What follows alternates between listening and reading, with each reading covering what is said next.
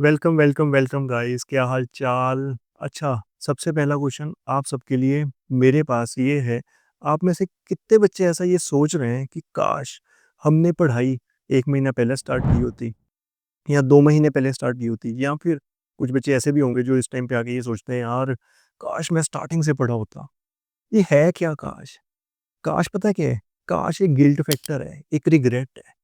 और ये जो गिल्ट फैक्टर और रिग्रेट होते हैं, इनका काम पता है क्या होता है? इनका काम होता है आपको डीमोटिवेट करना। आपकी जो प्रोडक्टिविटी है ना, वो ऊपर से नीचे लेके आना, ऐसे खींच के नीचे लेके आना। ये जो टाइम है ना, ये बहुत ज़्यादा क्रूशियल है आप सबके लिए। आपने ना इस टाइम पे, इस मोमेंट पे नेगेटिव नहीं होना। चाहे कुछ भी हो जाए, चाहे कितना भी बड़ा हर्डल हो, चाहे कोई भी चैप्टर आपको परेशान कर रहा है, लेकिन आपने नेगेटिव नहीं होना। क्योंकि अगर आप इस टाइम पे नेगेटिव हो गए ना भाई, तो ना का वो कोई नहीं बचा सकता। और मैं आपको एक चीज़ बताता हूँ, आज के हमारे इस लेक्चर में हमने पता है क्या करना है? हमने करना है एपी। एपी आ रही है टोटल 5 मार्क्स की। कितने मार्क्स की? 5 मार्क्स की, जिसमें से एक क्वेश्चन आएगा 1 नंबर का और एक आएगा 4 नंबर का क्वेश्चन। ठीक है? हम क्या करेंगे, हमारी इस वीडियो के थ्रू ये 5 नंबर वाले पक्के करेंगे, 100% पक्के करेंगे। और मैं आपको एक चीज़ बताता हूँ, देखो, सबसे पहला बेस्ट टाइम होता है स्टार्टिंग से स्टार्ट करने वाला, स्टार्टिंग से पढ़ने वाला। लेकिन सेकंड बेस्ट टाइम पता क्या होता है? सेकंड बेस्ट टाइम होता है प्रेज़ेंट वाला। अभी, अभी वाला सेकंड बेस्ट टाइम है। अगर आप पहले बेस्ट टाइम में कुछ नहीं कर सके ना, तो भाई सेकंड बेस्ट टाइम में तो आप उखाड़ लो, फोड़ दो सब कुछ। ठीक है? तो चलो आओ, मेरे साथ स्टार्ट करते हैं हम एपी। तो चलो, चलो, चलो गाइस, स्टार्ट करते हैं हम अपना आज का टॉपिक अरिथमेटिक प्रोग्रेशन। अच्छा, ये जो टॉपिक है अरिथमेटिक प्रोग्रेशन, इसको स्टार्ट करने से पहले ना मैं 3 सीरीज़ लिखता हूँ। सिर्फ़ 3 सीरीज़, ठीक है? आपने मेरे को बताना है उन 3 में से कौन-सी ऐसी एक सीरीज़ है जो आपकी आँखों को भी अच्छी लग रही है और आपके दिमाग में भी फिट हो रही है और जो आपको पसंद भी आ रही है, ठीक है? बाकी की जो 2 होंगी वो हम डिस्कार्ड कर देंगे। तो चलो आओ स्टार्ट करते हैं। आपने क्या करना है? चेकिंग करनी है। Checking if the series is an AP. आपने ये चेक करना है कि क्या जो सीरीज़ है वो एपी में है कि नहीं है। तो चलो आओ पहले चेक करते हैं हम। मान लो एक मैंने सीरीज दे दी आपको 2, 5, 8, 10, 12। ओके, इसके हिसाब से अगर हम चलें, ये आपकी आ गई फर्स्ट टर्म, ये आ गई सेकेंड टर्म, ये आ गई थर्ड टर्म, ये आ गई फोर्थ टर्म और ये आ गई फिफ्थ टर्म। ये जो फर्स्ट टर्म होती है, जो होती है हमारे पास फर्स्ट टर्म, उसको हम डिनोट करते हैं ए के साथ। किसके साथ? ए के साथ। अब देखो, इन दोनों के बीच में जो डिफरेंस आएगा उसको हम बोलेंगे D1। इन दोनों के बीच में जो डिफरेंस आएगा उसको हम बोलेंगे D2। इन दोनों के बीच में जो डिफरेंस आएगा उनको हम बोलेंगे D3। इन दोनों के बीच के डिफरेंस को हम बोलेंगे D4। अब आप चेक कर रहे हो कि क्या ये वाली जो गिवन सीरीज है ये एपी में है कि नहीं है। ठीक है, हम क्या करेंगे, पहले D1 निकालते हैं। जब हम D1 निकालेंगे तो 5 माइनस 2 क्या आ जाएगा? 3। जब हम D2 निकालेंगे तो 8 माइनस 5 क्या आ जाएगा? 3। जब हम D3 निकालेंगे तो 10 माइनस 8 क्या आ जाएगा? 2। जब हम D4 निकालेंगे तो 12 माइनस 10 क्या आ जाएगा? 2।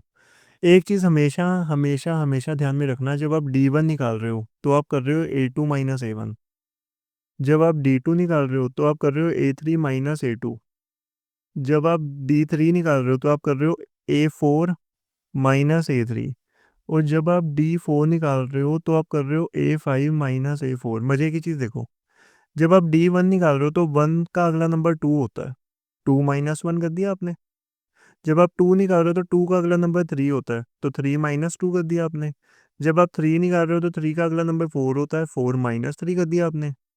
जब आप 4 निकाल रहे हो तो 4 का अगला नंबर 5 होता है, 5 माइनस 4 कर दिया आपने। याद रखने का तरीका, ओके, बता दिया आपको मैंने। ठीक है, अब आगे देखते हैं। ये जो माइंड बॉक्स है, इसमें हमने वो चीज़ें डालनी है जो हमें पता है कि यार ये पेपर में आनी ही आनी है या आ सकती है, या फिर वो चीज़ें जो हमारे माइंड में छपी होनी चाहिए। ओके, तो चलो आओ, अब हम चेक करते हैं कि क्या D1 equals to D2 equals to D3 equals to D4 आया है।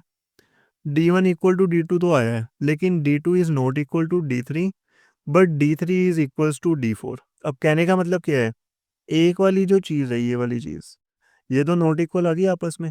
इसके हिसाब से D1 is also not equal to D4। जब कभी भी आपको नॉट इक्वल का साइन दिख गया ना, इस केस में, चेकिंग के केस में नॉट इक्वल का साइन दिख गया, कोई एक भी नॉट इक्वल का साइन दिख गया, इसका मतलब पता है क्या, इसका मतलब है that it is not an AP. ये चीज़ तो आप फिट करके चलो अपने दिमाग में। कहीं पे भी अगर नॉट इक्वल का साइन दिख गया, हाँ ऑन द अदर हैंड अगर इस पर्टिकुलर केस के हिसाब से हम चलें और अपने पास आ जाता, यार इतना थिक क्यों है भाई ये, 1 मिनट, हाँ अब सही, D1 equals to D2 equals to D3 equals to D4 आ जाता, अगर मतलब सारे के सारे डिफरेंसेस सेम होते, all the differences are same, तो वो बनाते एक कॉमन डिफरेंस, और कॉमन डिफरेंस जो वो बनाते हैं उसको हम बोलते हैं डी। क्या बोलते हैं? डी। इस केस में हम बोलते हैं that it is an A P. अगर सारे डिफरेंसेस सेम आ जाते हैं, बच्चे पूछते हैं हमसे सर अगर मान लो D1 इक्वल टू D2 है, D2 इक्वल टू D3 है, लेकिन D3 is not equal to D4, तो क्या वो एपी होगा? नहीं होगा। मैंने आपको बोला अगर एक भी नॉट इक्वल आ गया ना, फिर वो एपी नहीं कहलाएगा, फिर वो एपी नहीं कहलाएगा। तो चलो आओ, केस वन सबको समझ लग गया बच्चे, केस टू पे आते हैं अब हम। केस टू क्या कहता है? केस टू हमें ये कहता है that we need to finding the terms, we need to find the terms. Find the terms का मतलब क्या है? देखो मैंने एक सीरीज ली 1 3 7 9, मैंने आपको बोला कि ये जो A1 है, ये A2 है, ये A1 है, ये A2 है, ये A3 पता ही नहीं अपने को क्या है ना, पता ही नहीं, ये A4 है, ये A5 है। अब मैंने आपको बोला कि भाई मेरे को बताओ A3 कैसे निकालोगे आप। A3 निकालने के ना अलग अलग तरीके हैं, मैं बताता हूँ 2 तरीके आपको। पहले ना कंसेप्ट समझो एक छोटा सा, जो A1 होता है वो तो A ही होता है, इस केस में 1 है, इस केस में 1 है। जो A2 होता है ना, वो पता कैसे आता है? वो ऐसे भी आता है अगर हम A1 में D ऐड कर दें, क्योंकि ऐसे जब भी क्वेश्चन आएंगे तो वो गिवन रहेगा that it is an AP। अगर ये AP में ऑलरेडी है तो इसका मतलब ये है कि ये जो D देख रहे हो आप, कॉमन डिफरेंस, ये आप इजीली निकाल सकते हो। इस केस में इन दोनों में से अगर आपने D निकालना है, क्या निकालना है? D। तो आप करोगे A2 minus A1, A2 minus A1 करोगे, 3 माइनस 1 हो जाएगा 2। अब D की वैल्यू क्या आ गई? 2। A2 क्या आएगा? A1 प्लस D, अगेन लिख रहा हूँ दोबारा बच्चे यहाँ पे, ठीक है? ये हो गया 1 प्लस 2 इक्वल्स टू 3, देखो 3 आया ना, 3 आया ना A2। अगर मैं बोलूँ A3 निकालना है आपने, क्या निकालना है? A3। तो A3 निकालने का फॉर्मूला होता है A प्लस 2D। अब आप बोलोगे सर ये क्या है? देखो जिन बच्चों को नहीं पता मैं बता देता हूँ, अपने पास एक फॉर्मूला होता है AN is equals to A plus N-1 D। A plus N-1 D, अपने पास ये फॉर्मूला होता है। ओके, अब देखो अगर अपने पास ये फॉर्मूला है N is equal to A+N-1 D का, तो इसके हिसाब से हम ए की वैल्यू क्या रखेंगे? ए की वैल्यू हमने 1 रख दी। एन की वैल्यू क्या है? एन की वैल्यू A3 है ना, तो इधर एन की जगह क्या आ जाएगा? 3। इधर भी एन की जगह क्या आ जाएगा? 3। हम A3 नहीं कर रहे, तो 3 - 1 ये कर देंगे हम D। क्या कर देंगे? D। और D की वैल्यू क्या है हमें पता है, D की वैल्यू अपने पास आई है 2। क्या है ये? 2। तो ये आ गया 1+2 × 2, ये आ गया 1+4 = 5। और ये वाली जो वैल्यू मिसिंग है ये आ गई अपने पास 5। किस फॉर्मूले से आई है? इस फॉर्मूले से, AN is equals to A+N-1 D से। अब एक और चीज़ समझो, अगर मैं आपको बोलूं कि आपने A10 निकालना है, ना आपको A पता ना आपको D पता, थोड़ी देर के लिए, थोड़ी देर के लिए, तो A+N-1 D के हिसाब से क्या आएगा? A+10 - 1 D, ये आ जाएगा A+9D। मतलब D के साथ वो नंबर आ रहा है, एक नंबर कम है, जो 10 से एक नंबर कम 9 D के साथ आ गया A10 निकालने के लिए। 3 से एक नंबर कम 2 D के साथ आ गया। और करते हैं, A12 अगर मैं करूं तो ये आएगा A+11D। अगर मैं करूं A100 तो ये आएगा A+99D। क्या आएगा? A+99D। ठीक है बच्चे, ओके गाइस, पता लग गया। केस 1 और केस 2 आई होप सबको क्लियर हो गए होंगे बच्चे। Please pause the video and note it down, जिन्होंने जो कहते हैं कि यार अपने बेसिक कंसेप्ट और अंडरस्टैंडिंग हमने करनी है, ठीक है। मेरी जितनी भी वीडियोस है बच्चे, सब में हम बेसिक कंसेप्ट और अंडरस्टैंडिंग पूरी ग्रिप कराएंगे, from zero to hero. Okay, फिर चाहे वो प्रीवियस ईयर क्वेश्चन ही क्यों नहीं है, उनके साथ भी ये चलेगा काम। ओके, आगे चलते हैं हम। केस 1 और केस 2 की तसल्ली होगी। केस 3 पे चलते हैं। केस 3 जो है वो है आपका सम वाला, sum of N terms. Sum of N terms इसका मतलब क्या है? देखो, सम ऑफ एन टर्म्स का मतलब क्या है? मान लो मेरे पास एक सीरीज है। मान लो मेरे पास एक सीरीज है, 1 + 3 + 5 + 7 + 9। इसका मैंने आपको बोला you need to find the sum. Okay, ये कितनी टर्म्स हैं? A1, A2, A3, A4, A5। Total N क्या आ गया? एन 5 आ गया। ये आ गया टोटल नंबर ऑफ टर्म्स। क्या आ गया? Total number of terms. ठीक है बच्चे, इसका ए क्या आएगा? फर्स्ट टर्म ये आएगा 1। डी क्या आएगा? A2 - A1 कर लेते हैं हम। 3 - 1 क्या आ गया? 2। अब आपने लगाना है फॉर्मूला एस एन का। देखो, ये वाला जो केस है ना, इस केस में ना आपको लास्ट टर्म इज गिवन। ये जो सीरीज आप देख रहे हो, इसकी जो लास्ट टर्म है ये आपको गिवन है ना, 9। जब कभी भी आपको सम निकालना है सीरीज का जिसकी लास्ट टर्म गिवन हो, तो वो आएगा इस फॉर्मूले से, S N is equals to n/2 a+l। This will be the formula बच्चे, ठीक है। अब एस एन, एन की जगह क्या आएगा? 5। एन की जगह 5 डाल दो, जहां जहां एन दिख रहा है यहाँ पे भी एन दिख रहा है, 5/2। ए की जगह 1। Last term L stands for last term. Last term कितनी है? 9। तो ये आ गया 5/2 × 10। ये आ गया 2 5 × 10। ये आ गया 25। अब जो सम आया है इन 5 टर्म्स का वो आया 25। देखो, 1 + 3 + 5 + 7 + 9 का जो सम आया है वो है 25। लेकिन ऐसा भी तो हो सकता है सर कि लास्ट टर्म गिवन ही ना हो और वो हमें 100 टर्म्स निकालने का सम दे दे। हो सकता है, बिल्कुल हो सकता है। सीरीज सेम लेते हैं, 1 + 3 + 5 + 7 अप टू 100 टर्म्स। अब वो कह रहे हैं इसका सम निकालो। ठीक है, कोई बात नहीं, इसमें last term is not given, इधर लिख देते हैं last term is not given. Okay, इसके हिसाब से ए आ गया 1, जो कि हमारा फर्स्ट टर्म आया। ठीक है, डी निकाल लेते हैं, क्या आएगा? A2 - A1। 3 - 1 क्या आ गया? 2। एन क्या है?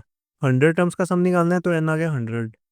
अब S N is equals to n/2 2a + n - 1 d। बच्चे, ये फॉर्मूला आपने तब लगाना है जब आपको लास्ट टर्म नहीं पता। जब आपको लास्ट टर्म नहीं पता। ओके, अब वो कह रहा है जहां जहां n है वहां वहां 100 डाल दो। ये हो गया S100 इज इक्वल्स टू 100/2। ये क्या हो गया? 2 इंटू ए क्या है? 1 + 100 - 1। डी की वैल्यू क्या है? ये 2।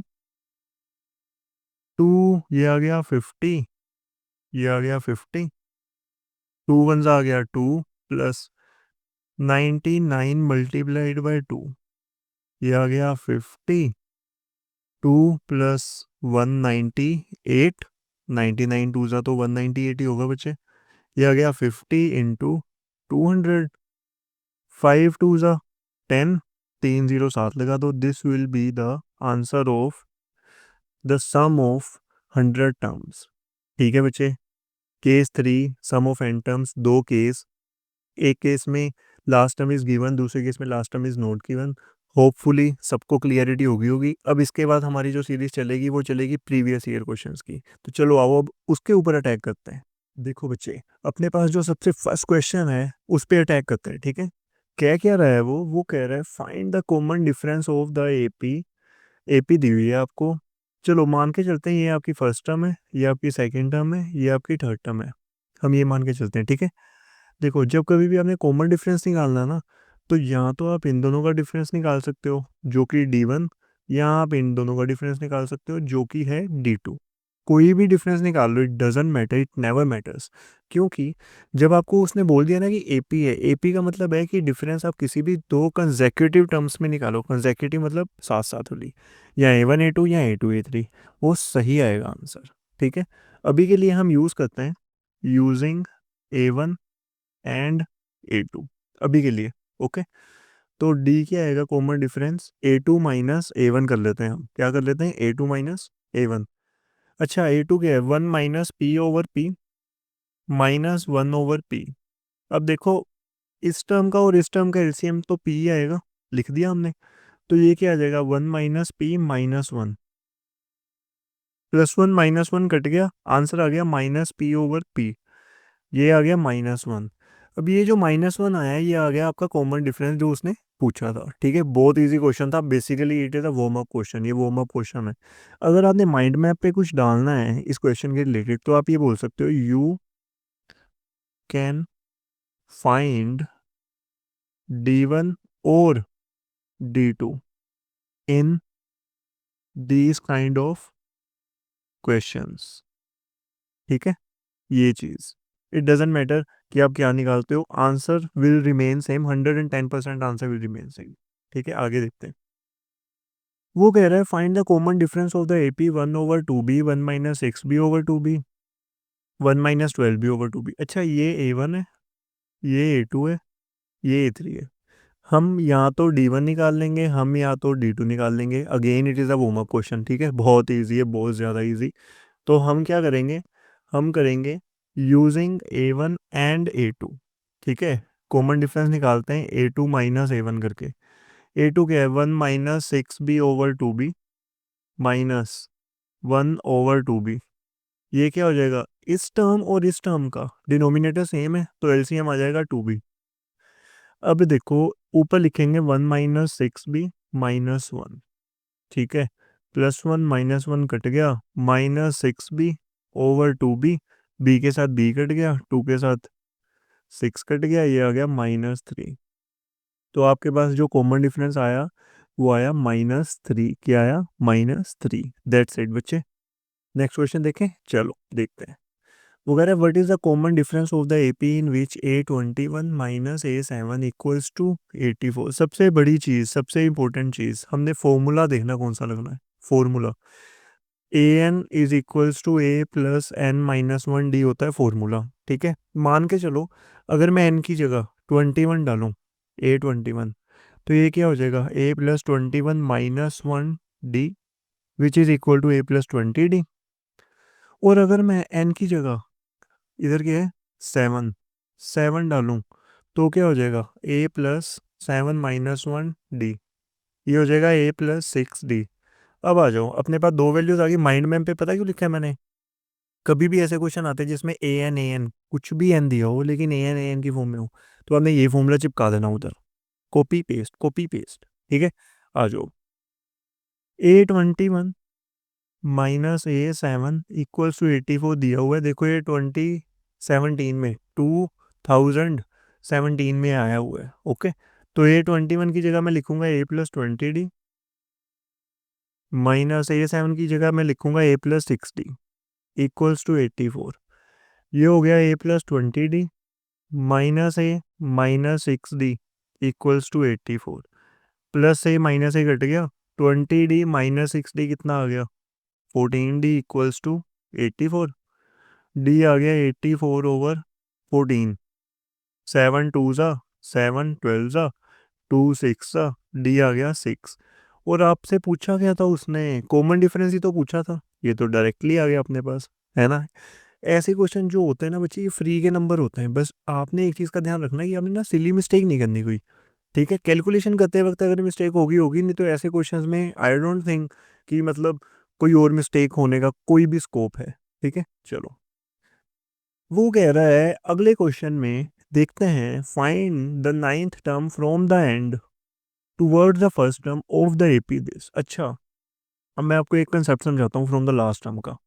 उसने एपी दी हुई है 5 9 13 185। जब हम लेफ़्ट टू राइट जाते थे, लेफ़्ट टू राइट, तो ये हमारा होता था A1, ये हमारा होता था A2, ये हमारा होता था A3। लेकिन अब हमने राइट टू लेफ्ट जाना है, तो ये नहीं होगा, ये नहीं होगा, ये नहीं होगा। तो हमारा A1 क्या आ जाएगा? 185। सबसे पहली फोर मोस्ट इंपॉर्टेंट थिंग, उल्टा हो जाएगा कंसेप्ट, पीछे से आगे जा रहे हैं हम, ठीक है। अच्छा, जब हम आगे से लेफ्ट टू राइट जाते थे, आगे से पीछे जाते थे, तो हम इन दोनों में से डी कैसे निकालते थे? A2 - A1 करके, ठीक है। अब हमने ये नहीं निकालना। जब हमने पीछे से आगे जाना है, तो हमने डी निकालना है A1 - A2 करके, सारा कुछ उल्टा हो जाएगा, ठीक है। लेकिन जो फॉर्मूला है AN वाला, वो सेम रहेगा। अब वो कह रहा है फाइंड करनी है नाइन्थ टर्म। अच्छा, अगर A9 फाइंड करना है तो A+8D होगा। बिल्कुल A+8D होगा। यहाँ से ए क्या आया हमारे पास? 185, क्योंकि जो A1 होता है वही हमारा A होता है फर्स्ट टर्म, +8 इंटू डी क्या आ जाएगा? डी हम यहाँ निकाल लेते हैं। ए क्या है? A1 क्या है? 5 -9 = -4, ये आ गया -4, ठीक है। डी 185 - 32, ये 8 है, ठीक है। 185 - 32 आ जाएगा, 3 आ जाएगा, 5 ही आ जाएगा, 1, 153 आ गया बच्चे आपका answer. Okay, this is the main logic behind this question, कि जब हमने स्टार्टिंग से एंडिंग पे जाना है तब क्या करना है, और जब हमने एंडिंग से स्टार्टिंग पे आना है तब क्या करना है। बस इतना ही डिफरेंस है, और कोई डिफरेंस नहीं है ऐसे क्वेश्चंस पे, ठीक है। माइंड माइंड माइंड बॉक्स, ये रहा भाई साहब अपना। इसमें आपने जब लास्ट टू फर्स्ट जाना है, ठीक है, तो जो लास्ट टर्म होगी वो आपका बन जाएगा ए फर्स्ट टर्म, ठीक है। और जो डी होगा वो आपने निकालना है A1 - A2 करके, instead of A2 - A1, instead of, इसलिए मैंने काट दिया, याद रखने के लिए, याद रह जाएगा आपको ये, ठीक है। होपफुली बच्चे यहाँ तक समझ लग गया होगा। चलो आगे चलते हैं। वो कह क्या रहा है?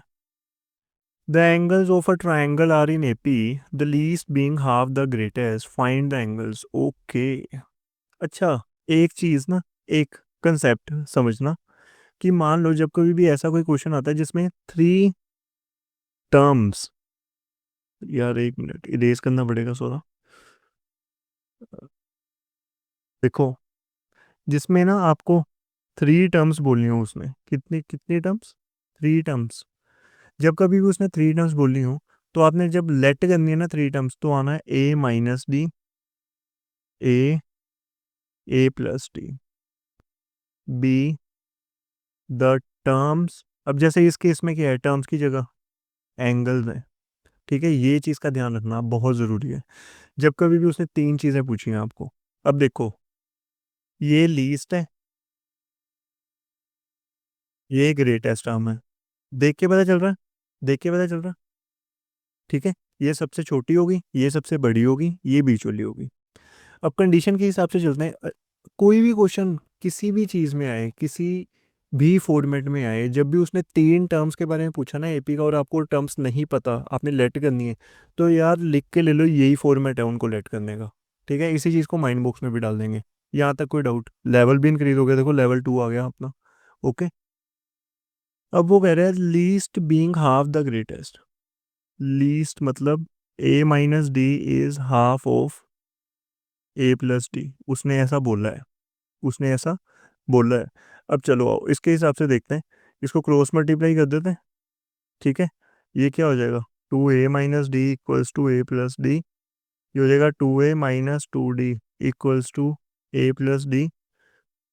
ओके, ये क्या हो जाएगा? 2A - A -2D - D = 0। ये क्या हो जाएगा? A - 3D = 0। तो ए की वैल्यू क्या आ गई? 3D। ये अपने पास एक इक्वेशन आ गई, ए की वैल्यू क्या आ गई? 3D। Now putting the value of A in all the 3 angles. बच्चे, जब हमने A - D के साथ इक्वेट करना है, ए की वैल्यू इसमें डालते हैं, तो ये क्या आ जाएगा? 3D - D, ये आ गया 2D। ए, तो इसके हिसाब से क्या आएगा? 3D A + D, इसको डालते हैं इसमें, एक ही क्या है 3D प्लस डी, ये आ गया 4D। अब एक एंगल हमारे पास ये आ गया, एक ये आ गया, एक ये आ गया। हमें पता है according to angle sum property, according to angle sum property, तो 2D plus 3D plus 4D equals to 180 degree. क्योंकि जब कभी भी हम कोई ट्रायंगल लेते हैं, उस ट्रायंगल के तीनों एंगल्स का सम किसके इक्वल होता है, 180 डिग्री के इक्वल ही होता है। तो 2 + 3 कितना हो गया 5, 5 + 4 कितना हो गया 9D equals to 180 degree. D की वैल्यू क्या आ गई 180/9, ये आ गया 20। डी आ गया अपना 20। अगर डी 20 आ गया, इस डी को उठा के हम इसमें पुट करते हैं, तो ये क्या आ जाएगा 3 × 20 इक्वल्स टू 60। अब देखो, अब देखो फर्स्ट एंगल क्या आएगा हमारा, फर्स्ट एंगल अपने पास ए की वैल्यू भी आ गई, डी की वैल्यू भी आ गई। अब just we have to place the values, that's it. ठीक है, ए माइनस डी, ए क्या है 60, डी क्या है 20, answer is 40 degree. Second angle क्या आएगा, सेकेंड एंगल क्या आएगा ए, जो कि अपने पास क्या है 60 डिग्री। थर्ड एंगल क्या आएगा, थर्ड एंगल आएगा ए प्लस डी, ए आया 60 और डी आया 20, ये आ गया 80 डिग्री। अब कई बच्चे कंफ्यूज हो जाते हैं, यार जो हमने कैलकुलेशन की है वो सही है कि नहीं सही, ऐसा भी तो हो सकता है वो गलत हो। तो चेक करने का तरीका मैं बता देता हूँ क्या है। 80 + 40 कितना हो गया 120, 120 + 60 कितना हो गया 180। और ट्रायंगल के तीनों एंगल्स का सम था कितना 180 था, हो गया वेरीफाई, दैट्स इट। अब बच्चे हमने माइंड बॉक्स को नाराज नहीं करना, तो जब कभी भी आपने 4 टर्म्स लेट करनी है, तो आपने लेट करना है A-D, ए प्लस डी, जिसमें ये होगी लीस्ट और ये होगी ग्रेटेस्ट, ये चीज़ ध्यान में रखना है। और angle sum property of triangle तो आपको पता ही है, A + B + C = 180 डिग्री होता है।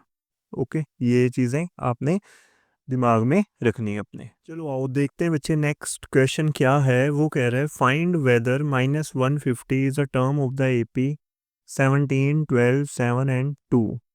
अच्छा, वो कह रहे चेक करो कि क्या ये -150 इस AP में आ रहा है कि नहीं आ रहा।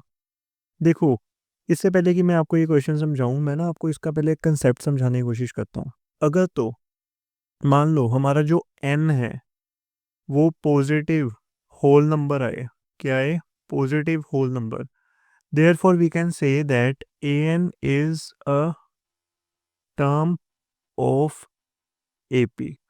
बट इफ n जो है वो नेगेटिव आए या फिर फ्रैक्शन में आए, तो जो an होगा वो टर्म नहीं होगी ऑफ AP। अब ये जो मैंने आपको लिखवाया है, इसको मैं रिलेट कराता हूँ इस क्वेश्चन के साथ। लेट कर लेते हैं हम, जो an है वो है -150। हमने लेट कर लिया जो an है वो -150 है। इसके हिसाब से a की वैल्यू क्या है 17, d की वैल्यू क्या है A2 - A1, ये हो जाएगा 12 - 17 विच इज़ इक्वल्स टू -5। क्या आएगा -5। अब देखो now an is equals to A + n-1d, हमारे पास ये फॉर्मूला होता है। यहाँ से हमने n की वैल्यू निकालनी है, किसकी वैल्यू निकालनी है n की। और अगर n की value positive whole number ratio आएगी, सॉरी पॉजिटिव होल नंबर आएगी, तो हम बोलेंगे कि ये वाली जो टर्म है -150 ये AP में आएगी, नहीं तो नहीं आएगी। तो चलो आओ चेक करते हैं। an की वैल्यू -150 पुट कर दी, a की है 17, n को एज इट इज़ रहने देते हैं, और d की वैल्यू क्या है ये भाई -5। 17 को इधर भेज देते हैं, ये हो गया -150 - 17 इक्वल्स टू n-1 -5, ये आ गया -167 इक्वल्स टू, ये हो गया -5n + 5। अब ये +5 को हम इधर भेज देते हैं, ये क्या आ जाएगा -167 -5 इक्वल्स टू -5n। तो ये क्या हो जाएगा -172 इक्वल्स टू -5n, ये आ जाएगा -172 ओवर -5, ये कट गया आपस में, लेकिन ये नहीं कट सकता। -172 ओवर -5 करके 172 और 5 नहीं कट सकता। Therefore we can say that, अब ये जो n की वैल्यू आई है ये फ्रैक्शन में, किस में आई है? फ्रैक्शन में। Therefore -150 is not a term of AP. Okay बच्चे, please pause the video and note it down, अगर नहीं है तो हम आगे चलते हैं। तो चलो आओ बच्चे देखते हैं अपना नेक्स्ट क्वेश्चन क्या है। वो कह रहा है the fourth term of an AP is 0। Okay, मतलब A4 हमारे पास है, हो गया 0। प्रूव करना है कि 25th term of the AP is 3 times it's 11th term. आपने प्रूव करना है कि जो 25th टर्म है एपी की, वो 3 टाइम्स है उसकी 11th टर्म के। अब अपने को पता है A25 को मैं A+24D लिख सकता हूँ, बिल्कुल लिख सकता हूँ। A11 है तो इसको मैं A+10D लिख सकता हूँ, बिल्कुल लिख सकता हूँ। ये हो गया A+24D इक्वल्स टू, ये हो गया 3A+30D। अब ये वाली जो चीज़ें हैं इनको राइट हैंड साइड पे शिफ्ट कर देते हैं, तो क्या आएगा? 3A-A+30D -24D equals to 0। ये क्या हो जाएगा? 2A+6D, 2 कॉमन ले लो, ये आ गया A+3D इक्वल टू 0। 2 इधर मल्टीप्लाई हो रहा है इस पूरी ब्रैकेट के साथ, ठीक है, इधर जाके डिवाइड हो जाएगा, तो 0.2 हो गया 0, ये हो गया A+3D। अब ये आ गई हमारे पास एक इक्वेशन, यहाँ से आ गई A+3D की अपने पास दूसरी इक्वेशन। और मज़े की चीज़ देखो, मज़े की चीज़ देखो, A+3D को मैं A4 लिख सकता हूँ। क्या लिख सकता हूँ? A4 क्या हो गया? 0। इधर A4 क्या दिया हुआ है? 0। अब equation 1 and 2 are equal, therefore our root hence proved. ठीक है बच्चे, बहुत इजी था। एक कंडीशन ये थी, इस कंडीशन से ये इक्वेशन आ गई थी, दूसरी कंडीशन ये थी, दूसरी कंडीशन से ये इक्वेशन आ गई। हमने प्रूव करना था दोनों इक्वेशन सेम है, और वो एक्चुअल में सेम ही आई है हमारे पास। ओके, दैट्स इट बच्चे, आगे चलते हैं।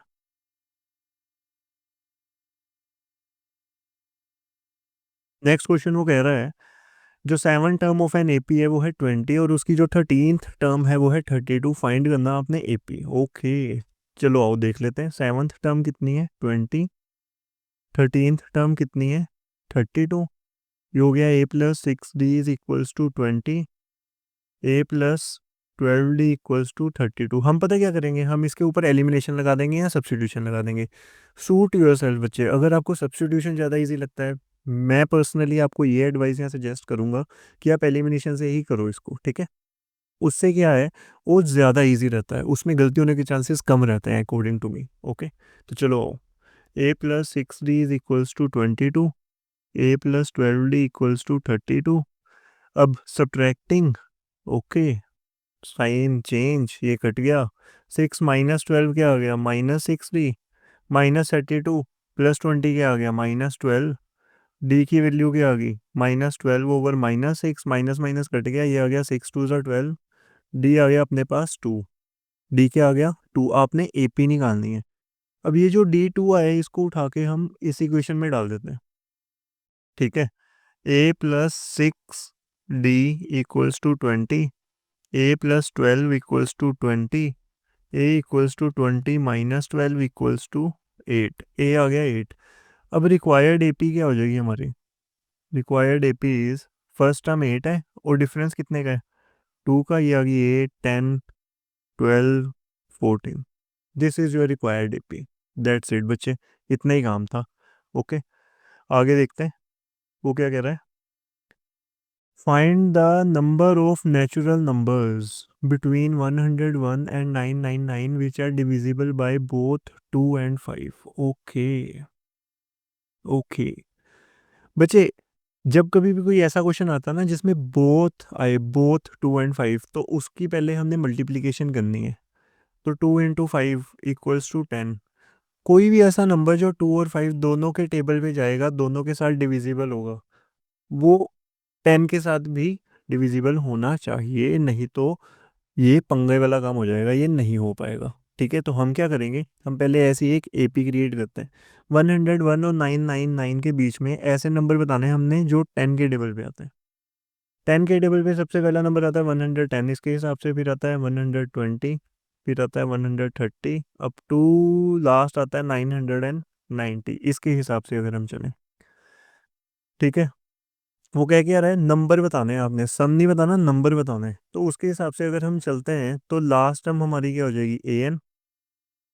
लास्ट टर्म हमारी हो जाएगी ए एन, ये हो जाएगा ए आ गया हमारा 110, डी आ गया हमारा 120 माइनस 110, क्योंकि ये हो जाएगा A2, ये हो जाएगा A1, A2 माइनस A1 होता है D, ये आ गया 10। और एक और चीज़ मैं बताता हूँ आपको, ये जो डिफरेंस होता है ना 10-10 का अकॉर्डिंग टू क्वेश्चन, वही D होता है। कोई भी क्वेश्चन आए, अगर वो 2 और 5 की जगह सिर्फ 5 पूछता तो D5 होता। अगर वो 2 और 5 की जगह सिर्फ 2 के साथ बोलता डिविजिबल होना चाहिए तो D2 होता। ओके, आ जाओ। A n is equals to a plus n minus one d. A n की वैल्यू है 990, ए की है 110 plus n minus one, d की है 10। ये आ गया 990, 110 को इधर जाके सब्ट्रैक्ट करवा देते हैं, ये हो गया एन माइनस वन 10। 990 माइनस 110, ये हो जाएगा 880 equals to N minus one. अच्छा, 10 इधर मल्टीप्लाई हो रहा है, इधर जाके डिवाइड हो जाएगा, हो गया। ये आ गया 88 is equals to N minus one. Minus one इधर जाके क्या हो जाएगा, ऐड, तो 88 plus one equals to N.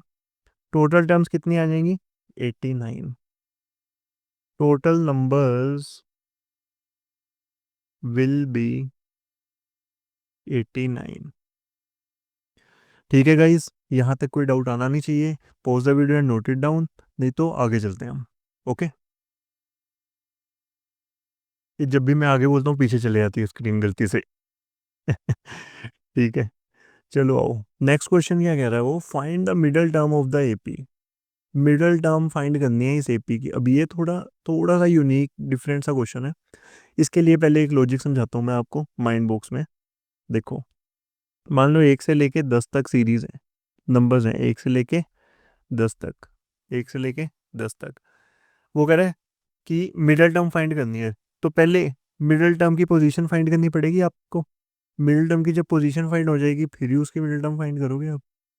समझ पा रहे हो कि नहीं समझ पा रहे, देखो 1 2 3 4 5 6 7 8 9, वो कह रहा है मिडिल टर्म फाइंड करो इसकी। मैंने आपको बोला ये सीरीज है आपके पास 9 टर्म्स की, इसकी मिडिल टर्म फाइंड करो। आप बोलोगे ठीक है, इसकी मिडिल टर्म आ गई 5, कैसे आई, एक इधर से छोड़ा, एक इधर से, एक इधर से, एक इधर से, एक इधर से, इधर से, इधर से, इधर से, ये आ गया मिडिल टर्म 5।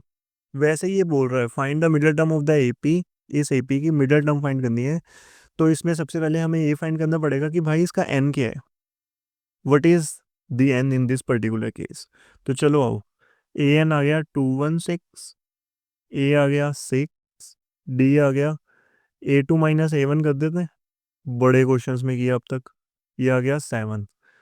अब a n is equals to a plus n minus one d. A n क्या है, 216 है, ए 6 है, एन निकालना है हमने, डी क्या है 7। 216, ये 6 इधर ले जाओ, ये हो गया -6 is equal to N minus one 7, ये हो गया 210 इज इक्वल्स टू, ये 7 इधर मल्टीप्लाई हो रहा है, इधर जाके डिवाइड हो जाएगा, इधर एन माइनस वन कर दो। आप ब्रैकेट लगानी है लगाओ, नहीं लगानी ना लगाओ, कोई दिक्कत नहीं। ये आ गया 30, 30 इज इक्वल्स टू आ गया n minus one, minus one को इधर भेज दो, ये आ गया 31, एन इज इक्वल्स टू 31। अब मिडल टर्म फाइंड करनी है, क्या फाइंड करनी है, मिडल टर्म बच्चे। In case of odd values, in case of odd values middle term निकालने का जो फॉर्मूला होता है, मिडल टर्म निकालने का जो फॉर्मूला होता है वो होता है n+1/2th टर्म। अब जैसे इस केस में n क्या है, 31 है। 31 क्या होता है, ओड होता है। 31 ओड ही होता है भाई, 2 के टेबल पे नहीं आता ना, तो 31 ओड होता है।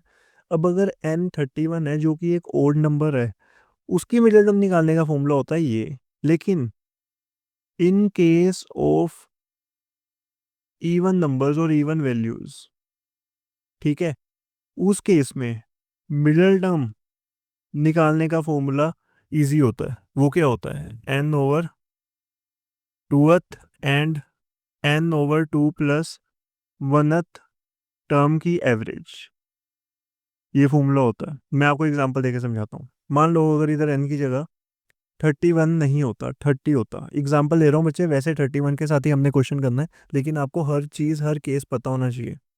अगर n की वैल्यू 30 है तो इस केस में ये इवन है।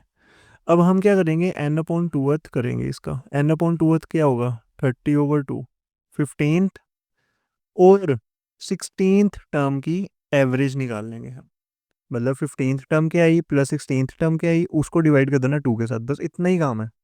ठीक है, ये हो गया ओड, ये हो गया इवन। अब हम ओड के केस में करते हैं n+1 ओवर 2th टर्म, ये हो गया 31+1 ओवर 2th टर्म, ये हो गया 32 ओवर 2।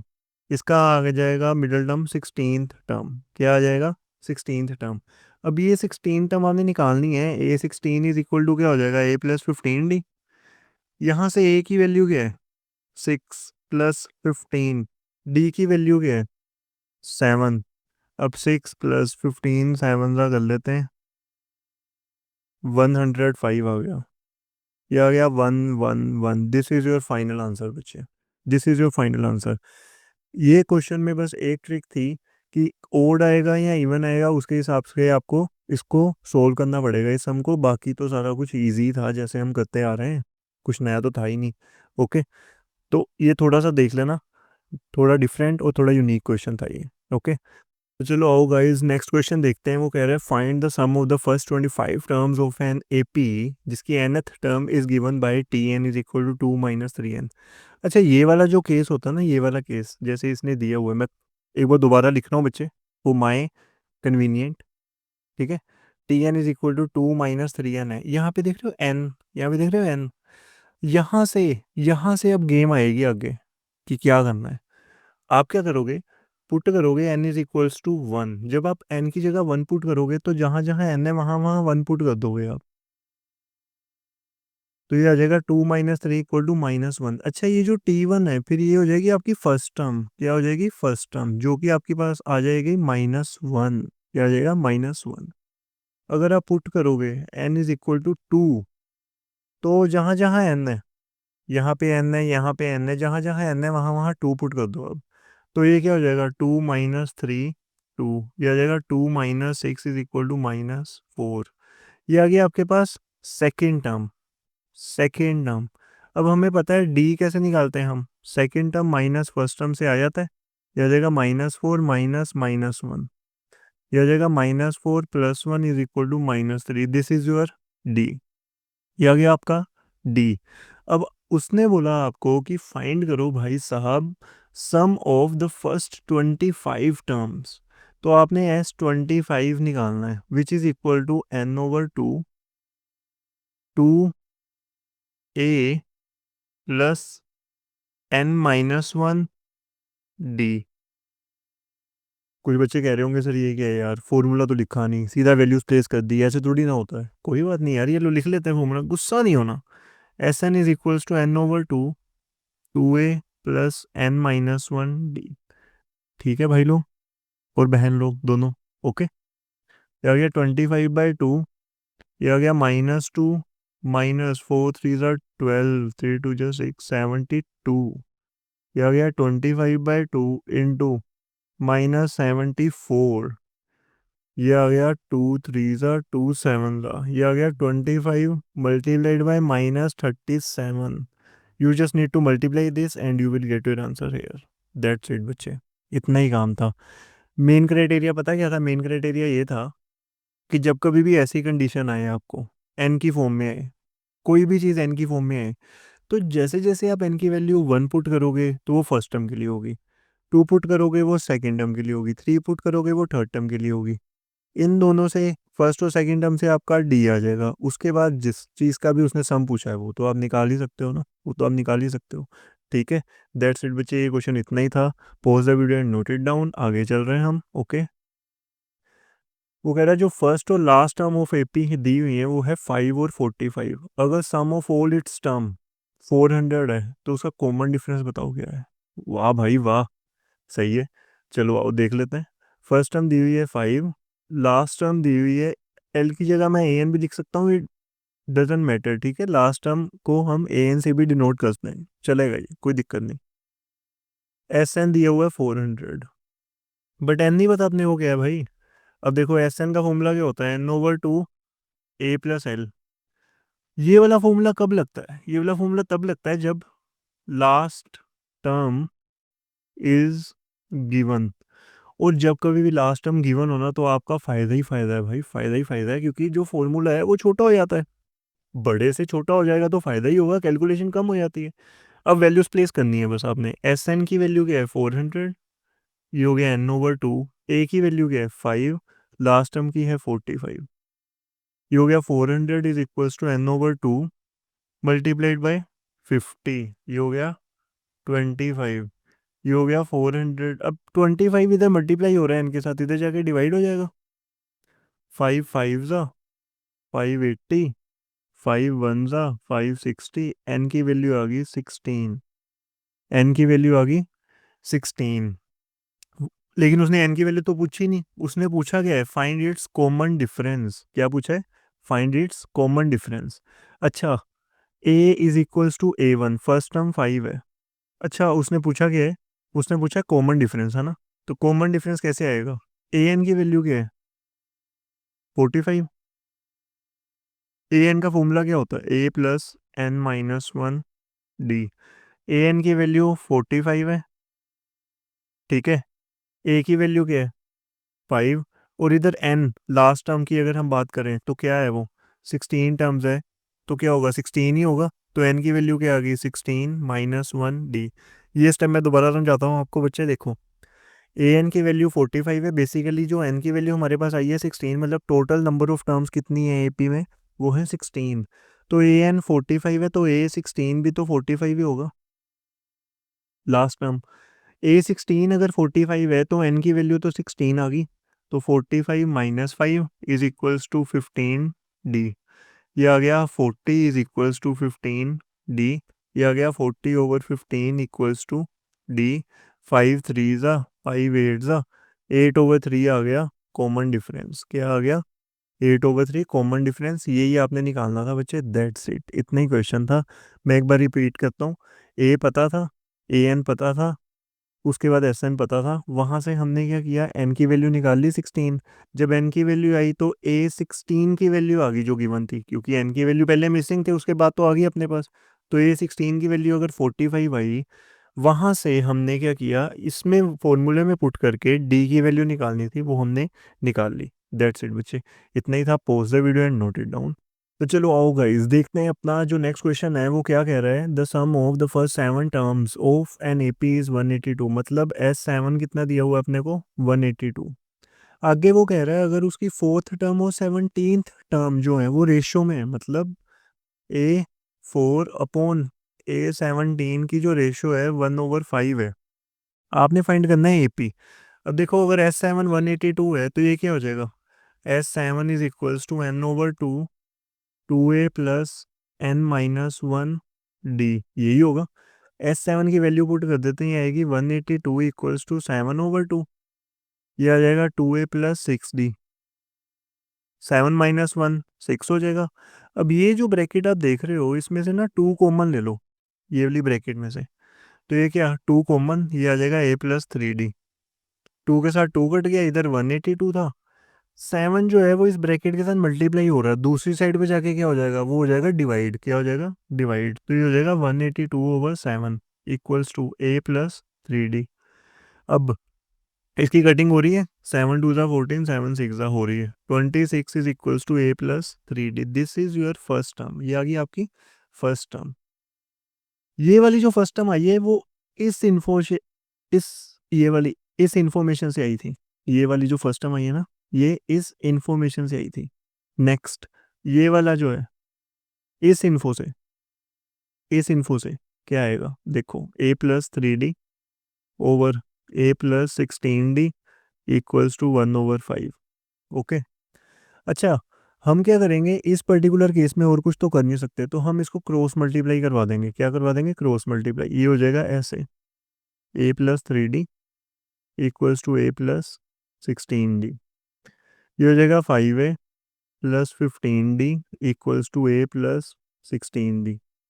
अब हम क्या करेंगे भाई, हम इस चीज़ को इधर शिफ्ट कर देंगे, तो ये क्या हो जाएगा 5a-a+15d -16d इक्वल टू 0। ये हो जाएगा 4a-d इक्वल टू 0। अब हम एक और काम कर सकते हैं। क्या कर सकते हैं? 4a इक्वल्स टू d आ गया सेकेंड इक्वेशन से। हम इस सेकेंड इक्वेशन को पुट कर सकते हैं इसमें, फर्स्ट इक्वेशन में। कैसे पुट करेंगे देखो, पुट इक्वेशन 2 इन इक्वेशन 1। जहाँ जहाँ d है, यहाँ d है, यहाँ 4a पुट कर दो। ये हो गया a+3 4a। 26 is equal to a+12 है। 26 इक्वल्स टू 13 है। 26/13 इक्वल्स टू a। 13 टू ज़ा 26 होता है, तो a की वैल्यू आ गई 2। अच्छा, a की वैल्यू 2 आ गई और d की वैल्यू क्या थी अपने पास? 4 है। तो ये जो a की वैल्यू 2 आई है, इसको उठा के हम यहाँ पुट करेंगे, तो क्या आ जाएगा? 4 × 2 8। तो d की वैल्यू क्या आ गई हमारे पास? 8 आ गई। a की वैल्यू 2 आ गई, d की वैल्यू 8 आ गई। हमें चाहिए AP। अब तो आने से कोई नहीं रोक सकता भाई। तो required AP is 2 comma 2 + 8 10 comma 10 + 8 18 up to so on. So this is your required answer बच्चे, दैट्स इट। क्वेश्चन बहुत इंपॉर्टेंट है बच्चे, इसको हल्के में नहीं लेना। आपने ये मत सोचना 2014 में आया हुआ है, 2014 में आया हुआ है तो अब आएगा नहीं, ऐसा कुछ नहीं है बच्चे। क्वेश्चन हमेशा रिपीट होके ही आते हैं, ठीक है? कोई नया क्वेश्चन नहीं बन जाता हर साल। ओके, चलो pause the video and note it down, आगे करते हैं।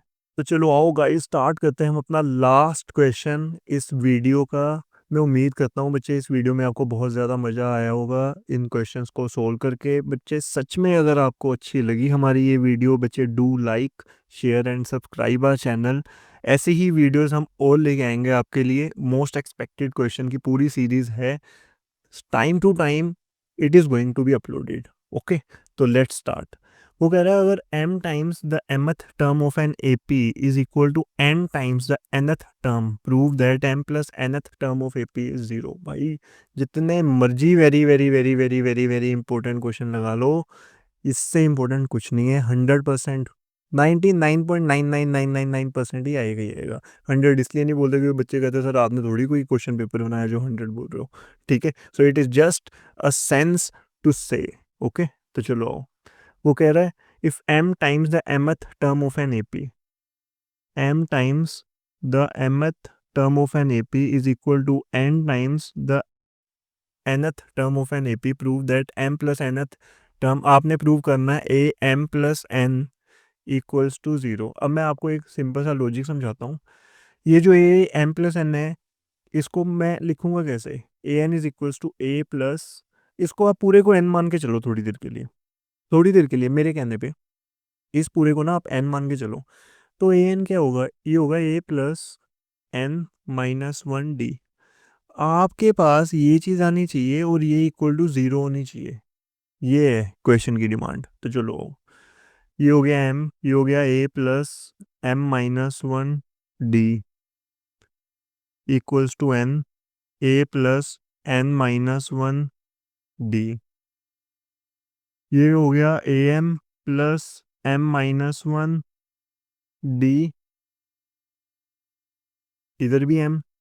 ये हो गया an+n-1d, इधर भी m। क्योंकि ये वाला जो m है ये a के साथ मल्टीप्लाई हुआ तो am आ गया।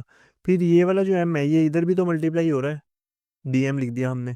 ये वाला जो n है ये इधर मल्टीप्लाई हुआ तो an आ गया। ये वाला जो n है ये इधर मल्टीप्लाई हुआ तो nd आ गया यहाँ पे। ओके, अब हम ओपन करते हैं इसको। ये हो गया am plus m square d minus m d equals to a n plus n square d minus n d. ये कैसे आया? A m as it is, m d into m square d, m d into -1 minus m d. A n as it is, n d into n square d, n d into -1 minus n d. Okay, अब सबको एक side पे ले जाते हैं हम। A m minus a n plus m square d minus n square d minus m d plus n d equals to 0। ये आ गया, मैंने ये पूरी चीज़ को शिफ्ट कर दिया लेफ्ट हैंड साइड पे। अब इन दोनों में से कॉमन क्या आएगा? ए, एम माइनस एन आ गया। इन दोनों में से कॉमन क्या आ रहा है? डी। ये हो गया m square minus n square. इन दोनों में से कॉमन क्या आ रहा है? Minus d. ये क्या हो जाएगा? M minus n equals to 0। अब एक चीज़ ध्यान से देखना बच्चे, इन इस पूरे में से कॉमन क्या आ रहा है? इस पूरे में से इस पूरे में से कॉमन क्या आ रहा है? इस पूरे में से कॉमन आएगा माइ अगर हम डी मान लें, चलो सिंपल डी मान के चलो कॉमन, तो अंदर क्या बचेगा? M square minus n square minus m minus n equals to 0। अब यहाँ पे a square minus b square की आइडेंटिटी लग सकती है इस साइड, तो लगाते हैं, चलो आओ। इट इज इस साइड लगाओ, a plus b, a minus b minus m minus n, ये आ गया d equal to 0। A m minus n plus, अब आप एक काम करो, आपने एक काम करो छोटा सा, आप एक काम करो, ये हटा दो। अब पता क्या करो, अब ना पूरे में से कॉमन ले लो, पूरे में से, इसमें से और इसमें से कॉमन क्या आएगा? कॉमन क्या आएगा वो देखो, एम माइनस एन कॉमन आ गया, अंदर क्या बचेगा? ए प्लस, अच्छा ये चीज़ तो बाहर ही आ गई, ये चीज़ तो बाहर ही आ गई, एम माइनस एन तो कॉमन ले लिया ना मैंने बाहर, तो अंदर क्या बचा? M plus n. और ये वाली चीज़ जो बाहर मैंने कॉमन लिखी है, तो उसकी जगह पे 1 आ जाएगा और साथ में क्या लग जाएगा? डी लग जाएगा इक्वल्स टू 0। इक्वल्स टू 0, ये स्टेप मैं दोबारा रिपीट करता हूँ। ये वाले पूरे इक्वेशन में से एम माइनस एन मैंने कॉमन ले लिया, ठीक है? तो जब मैंने कॉमन लिया, तो ये वाला जो है एम माइनस एन, ये वाला जो बाहर लिया कॉमन, इसकी वजह से इधर ए ही बचा बस अंदर, ठीक है? अब जो ये वाला सेक्शन था, ये वाला इसमें से एम माइनस एन बाहर लिया हुआ था, एम प्लस एन बचा हुआ था, वो लिख दिया यहाँ पे। एम माइनस एन को बाहर ले लिया तो उसकी वजह से 1 आ गया अंदर। This is your final result. अब एम माइनस एन मल्टीप्लाई हो रहा है इस पूरी ब्रैकेट के साथ, ये इधर 0 के नीचे जाके क्या हो जाएगा? 0 ही हो जाएगा। तो बचेगा क्या? A plus m plus n -1 d equal to 0। मैंने आपको सबसे पहले क्या बोला था? क्वेश्चन की डिमांड ये है, और वो आ गया, क्योंकि मैं इसको ऐसे लिख सकता हूँ, a m plus n equals to 0, hence proved. Hence proved. इसी के साथ बच्चे अपनी ये वीडियो की कंप्लीशन होती है। अगर आपको कोई चीज़ नहीं समझ लगी, मैं आपको ये सजेस्ट करूँगा that you can go through with that video again for once और twice as per your comfort. Okay, तो जल्द ही मिलेंगे नेक्स्ट वीडियो के साथ। Do like share and subscribe our channel. Thank you.